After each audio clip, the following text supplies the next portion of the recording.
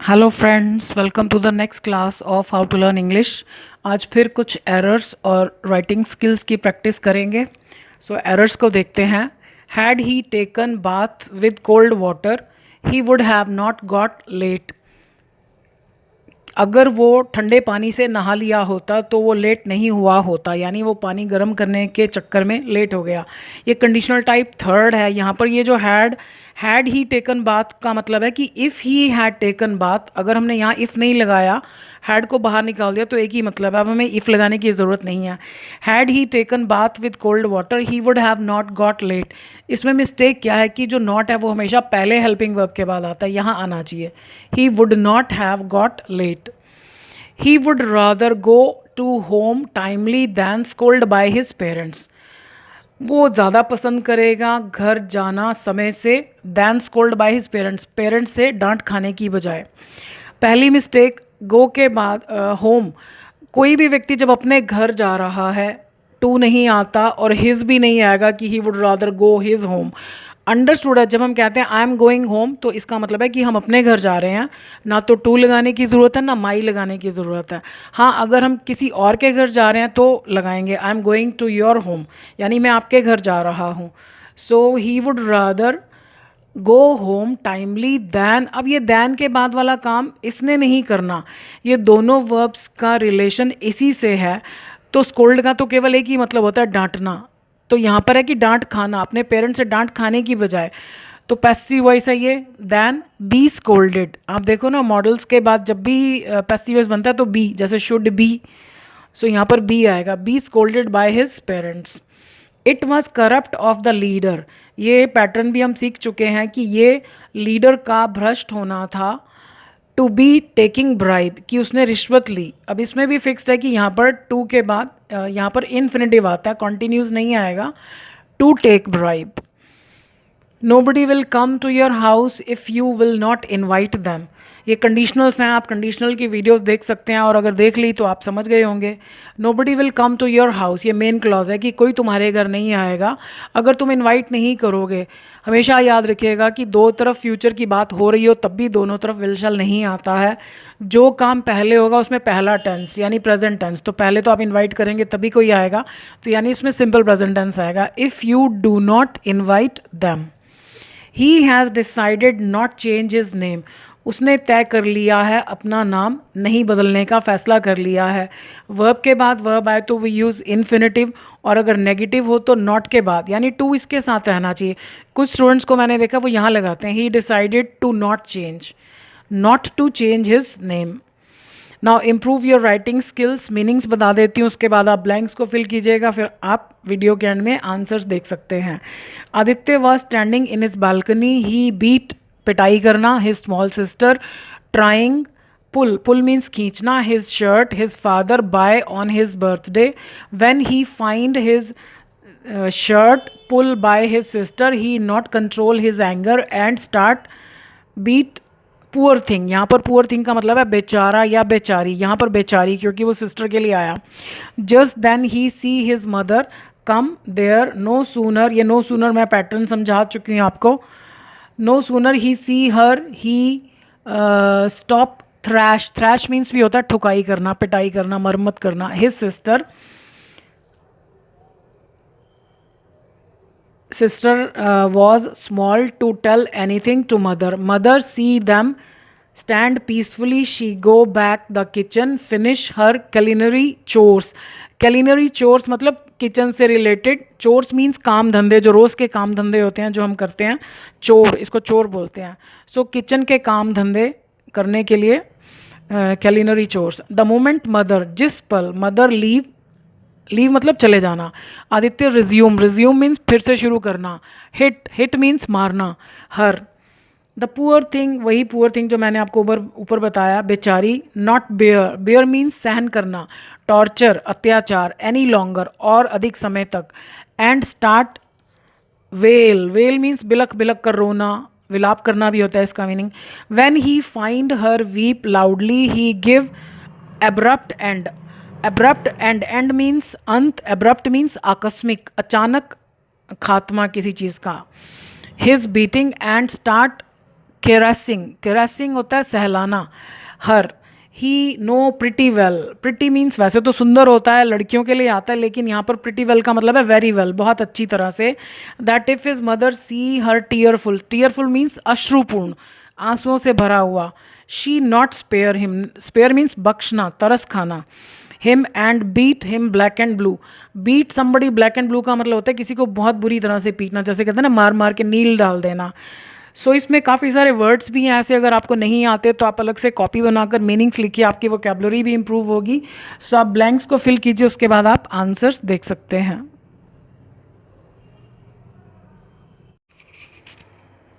So I hope आपने answers लिख लिए होंगे, तो देखते हैं। Aditya was standing in his balcony, कोई भी व्यक्ति कहाँ खड़ा है, कहाँ बैठा है, लेटा है, क्या पहना है, ये कॉन्टिन्यूज़ में बनता है, इसमें रहा है नहीं आता, लेकिन ये कॉन्टिन्यूज़ में ही बनता है ये इस तरह के sentences. So Aditya was standing in his balcony, he was beating his small sister, वो अपनी छोटी बहन को पीट रहा था। अब आप देखो सिस्टर के बाद कॉमा, तो मैंने आपको पिछली वीडियो में भी बताया था कि जब किसी नाउन के बाद कॉमा आता है तो उसका मतलब इसी की बात हो रही है, इसी व्यक्ति की या जो भी है। सो हु वॉज ट्राइंग, व्यक्ति है तो हु आएगा, अगर यहाँ कोई वस्तु होती तो विच आता। जो कि कोशिश कर रही थी, हु वॉज ट्राइंग। वर्ब के बाद वर्ब आए तो हम इन्फिनेटिव यूज़ करते हैं, टू पुल हिज शर्ट, यानी जो उसकी शर्ट को खींचने की कोशिश कर रही थी। अब आप देखो ये पास्ट में जो घटना चल रही है ये उससे पहले की बात हो रही है, तो इसलिए हमने पास्ट परफेक्ट टेंस लगाया है, हैड प्लस थर्ड फॉर्म। अभी घटना क्या हो रही है कि वो बालकनी में खड़े हैं और वो उसको पीट रहा है क्योंकि उसकी सिस्टर उसकी शर्ट खींच रही है। His father had bought it, उसके फादर ने इसे खरीदा था इस शर्ट को। ऑन हिज बर्थडे, किस दिन क्या हुआ, ऑन प्रपोजिशन आती है, like he was born on 1 January, on Monday. तो दिन हो या तारीख हो कि किस तारीख को क्या हुआ था, तो we use on preposition. When he found, जब उसने पाया, हिज शर्ट, अपनी शर्ट को। अब आप देखो मैं आपको बता रही हूँ बार बार कि जब भी हमने देखा, सुना, पाया या पकड़ा किसको, ऑब्जेक्ट को, तो उसके बाद हमेशा प्रेजेंट पार्टिसिपल आता है, आईएनजी। तो जब उसने देखा अपनी कमीज़ को खींचे जाते हुए, अब कमीज़ के बाद हमको आईएनजी लगाना है, पुल। अगर हम पुलिंग लिखेंगे तो इसका मतलब है कि जब उसने अपनी कमीज़ को ऐसा करते हुए पाया कि कमीज़ खींच रही थी, कमीज़ को खींचा जा रहा था, तो बीइंग पुल्ड। यहाँ पर हमको वॉज वर नहीं लगाना क्योंकि ये एक ही सेंटेंस चला आ रहा है, इसमें दैट नहीं लिखा हुआ। सो व्हेन ही, अगर ये ऐसे होता है कि when he found that his shirt was being pulled, तब हम लगाएंगे was. Otherwise he found his shirt being pulled by his sister, यानी जब उसने अपनी कमीज़ को खींचे जाते हुए पाया। He could not control his anger, वो अपने गुस्से को कंट्रोल नहीं कर सका। एंड स्टार्टेड, और शुरू कर दिया, बीटिंग। अब मैंने आपको बताया कि वर्ब के बाद वर्ब आए तो वो use infinitive, two plus first form. लेकिन कुछ वर्ब्स ऐसे हैं जैसे स्टार्ट और स्टॉप, खास तौर पर कि किसी ने कुछ करना शुरू किया या किसी ने कुछ करना बंद कर दिया तो उसके बाद जेरेंट ज़्यादा यूज़ होता है, यानी फर्स्ट फॉर्म प्लस आईएनजी ज़्यादा यूज़ होता है। लेकिन अगर आप इन्फिनेटिव लगाएंगे, टू प्लस फर्स्ट फॉर्म लगाएंगे तो वो भी गलत नहीं है, वो भी ठीक है। सो ही स्टार्टेड बीटिंग या टू बीट, लेकिन ज़्यादा आईएनजी ही यूज़ होता है। बीटिंग द पुअर थिंग, यानी जब उसने उस बेचारी को पीटना शुरू कर दिया। जस्ट देन ही सॉ, तभी उसने देखा, किसको, अपनी मदर को। अब देखो फिर किसी को देखा तो कुछ करते हुए, अब मदर के बाद जो काम है वो मदर ने ही किया, तो इसलिए पैसिव वॉइस नहीं है। जैसे हमने यहाँ पैसिव वॉइस लिखा ना, शर्ट के बाद बीइंग पुल्ड, लेकिन यहाँ पर पैसिव की ज़रूरत नहीं है। तो जैसे उसने अपनी मदर को आते हुए देखा, देयर, वहाँ। Just then he saw his mother coming there, तभी उसने अपनी मदर को वहाँ आते हुए देखा। नो सूनर, नो सूनर का मतलब एज सून एज होता है, लेकिन नो सूनर के बाद पहला वाला जो क्लॉज है, पहला वाला जो हिस्सा है सेंटेंस का, वो हमेशा क्वेश्चन की फॉर्म में होता है। हालांकि यहाँ क्वेश्चन पूछा नहीं जा रहा, लेकिन ये इसका पैटर्न है। So no sooner did he see, अब ब्लैंक में अगर सी लिखा है तो इसका मतलब ये नहीं कि हमें इसके साथ कुछ ना कुछ चेंज ज़रूर करना है, क्योंकि डिड के साथ तो फर्स्ट फॉर्म ही आएगी, तो ये एज इट इज़ ही लिखा जाएगा। So no sooner did he see, यानी अभी उसको ज़्यादा देर नहीं हुई थी अपनी मदर को देखे हुए। इसका मतलब है कि as soon as he saw his mother, इसमें बीच में दैन लगाते हैं, दोनों क्लॉजेज के बीच में दैन कंजंक्शन की तरह यूज़ होता है। दैन ही स्टॉप्ड, कि उसने बंद कर दिया। थ्रैशिंग हिज सिस्टर, अब मैंने आपको बताया ना स्टार्ट और स्टॉप के बाद टू प्लस भी लगा सकते हो और आईएनजी भी लगा सकते हो, और ज़्यादातर आईएनजी ही यूज़ होता है वर्ब के साथ, जिसको कि जेरंड बोलते हैं। अगर वर्ब के बाद वर्ब आ रहा है और उसके साथ आईएनजी लगा तो उसको जेरंड बोलते हैं, वर्बल नाउन। इसके ऊपर भी वीडियोस हैं, पूरा पूरा एक्सप्लेन किया हुआ है, आप देख सकते हैं जेरंड एंड पार्टिसिपल में क्या डिफरेंस होता है। थ्रैश मीन्स भी होते हैं किसी की ठुकाई करना, पिटाई करना। So he stopped thrashing his sister, उसने अपनी सिस्टर को पीटना बंद कर दिया। अब सिस्टर के बाद फिर कॉमा है, तो मैंने आपको बताया ना कि जब किसी नाउन, किसी व्यक्ति वस्तु के बाद कॉमा, यानी इसी की बात, जैसे ऊपर था सिस्टर के बाद कॉमा, तो हु वॉज यहाँ पर भी है, who was too small to tell anything to mother, यानी जो इतनी छोटी थी कि वो मदर को कुछ नहीं बता सकती थी। टी डबल ओ टू के बाद एडजेक्टिव और उसके बाद जब इन्फिनेटिव आता तो इसका मीनिंग हमेशा अपने आप ही नेगेटिव होता है, हमको नॉट लगाने की ज़रूरत नहीं है। So who was too small to tell anything to mother, mother के साथ द नहीं आता।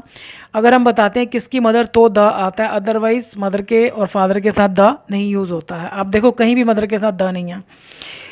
मदर सॉ देम, माँ ने उनको देखा।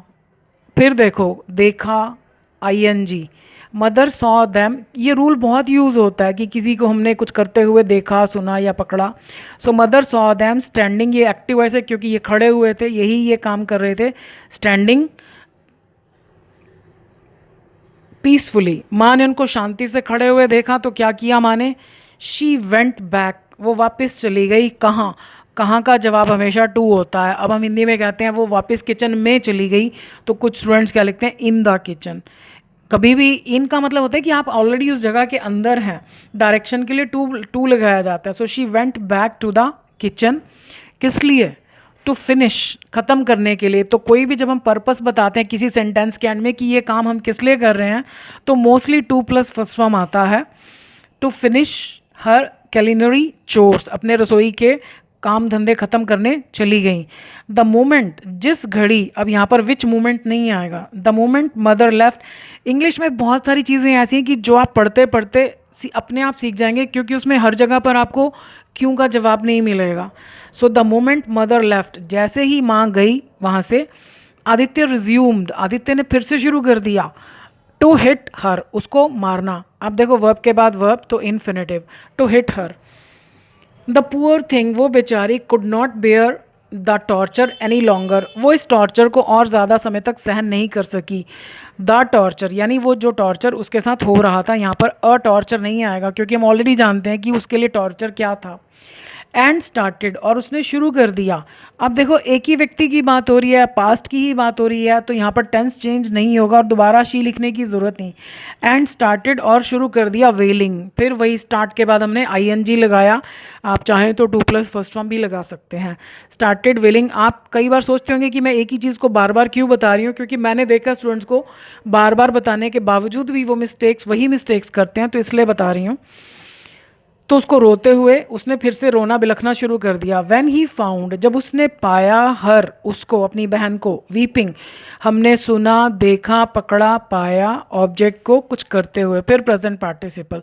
तो जब उसने उसको रोते हुए पाया ज़ोर ज़ोर से, ही गेव, उसने दिया, एन एब्रप्ट एंड, एक आकस्मिक समाप्ति, एकदम अचानक, मतलब उसने रोक दिया। किसको, अब किसको का जवाब जब बाद में आता है तो टू लगाया जाता है, टू हिज बीटिंग, ये जो उसने अपनी मार धाड़ को एक आकस्मिक समाप्ति दे दी, अचानक बंद कर दिया उसने। एंड स्टार्टेड, और शुरू कर दिया। आप देखो बार बार सब्जेक्ट रिपीट करने की ज़रूरत नहीं है क्योंकि एक ही व्यक्ति है। एंड स्टार्टेड, शुरू कर दिया। अब फिर स्टार्ट के बाद वर्ब आ रहा है तो आईएनजी। कैरेसिंग, कैरेसिंग मीन्स किसी को सहलाना प्यार से। कैरेसिंग हर, उसको सहलाना शुरू कर दिया। ही न्यू, वो जानता था। अब हम हिंदी में कह रहे हैं वो जानता था, पर वॉज नहीं आएगा क्योंकि वॉज लगाएंगे, वॉज न्यू तो कोई टेंस ही नहीं होता। ही न्यू इट, वो जानता था क्या, ये बात, प्रिटी वेल, बहुत अच्छी तरह से जानता था कि अगर उसकी मदर ने उसको देख लिया, उसकी बहन को, टीयरफुल, ये कंडीशनल टाइप फर्स्ट है, पर क्योंकि ये सारी स्टोरी पास्ट में है तो हमें यहाँ सेकंड फॉर्म लगानी पड़ेगी। If his mother saw her tearful she would not spare him, तो वो उसको छोड़ेंगी नहीं, मतलब उस पर तरस नहीं खाएंगे, उसको बख्शेंगी नहीं। एंड बीट, अब एंड के बाद हम क्या लगाएंगे, कई बार हम कंफ्यूज हो जाते हैं, यही सेम चीज़ है। वुड, मतलब वो उसको पीटेंगी ब्लैक एंड ब्लू, तो हमें ना तो शी दोबारा लगाना है ना वुड दोबारा लगाना है। लेकिन ये ध्यान रखना है कि हमारा हिंदी में मीनिंग कैसे ख़त्म हो रहा है कि वो उसको छोड़ेंगी नहीं और उसको मार मार के नील डाल देंगी। तो गागेगी के लिए हम वुड ऑलरेडी लगा चुके हैं और वर्ब हमें इसी को ध्यान में रखकर लगाना है। यहाँ पर भी मैंने कुछ स्टूडेंट्स को देखा है कि वो कंफ्यूज हो जाते हैं कि हम यहाँ क्या लिखें, एंड टू बीट लगा देते हैं। मीनिंग समझो कि वो उसको छोड़ेंगी नहीं और उसकी अच्छी तरह से पिटाई करेंगी। तो वो फ्यूचर हम पहले लगा चुके हैं, एंड बीट, क्योंकि वुड के बाद फर्स्ट फॉर्म ही आती है, and beat him black and blue. So I hope आपको अच्छा लगा होगा, आपके आंसर्स भी ठीक होंगे और अंडरस्टैंडिंग भी आपकी बेटर हुई होगी। So I wish you all the best. So मिलते हैं नेक्स्ट वीडियो में कुछ और नई बातों के साथ। Thank you for watching this video.